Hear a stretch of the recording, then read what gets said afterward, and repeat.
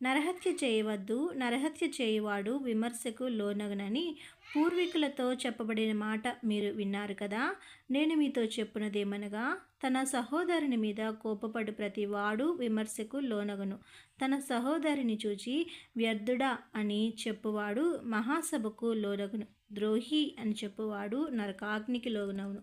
కావున నీవు బలిపీఠము మీద అర్పణం అర్పించుచుండగా నీ మీద నీ సహోదరునికి విరోధమేమైనా కలదని అక్కడ నీకు జ్ఞాపకం వచ్చిన ఎడల, అక్కడ బలిపీఠం ఎదుటనే నీ అర్పణం విడిచిపెట్టి మొదట వెళ్ళి నీ సహోదరునితో సమాధానపడుము. అటు తర్వాత వచ్చి నీ అర్పణము అర్పింపుము. నీ ప్రతివాదితో నీవును త్రోవలో ఉండగానే త్వరగా వానితో సమాధానపడము. లేని ఎడల ఒకవేళ నీ ప్రతివాది నిన్ను న్యాయాధిపతికి అప్పగించును, న్యాయాధిపతి నిన్ను పంట్రోతుకు అప్పగించును. అంతట నీవు చెరసాలలో వేయబడదువు.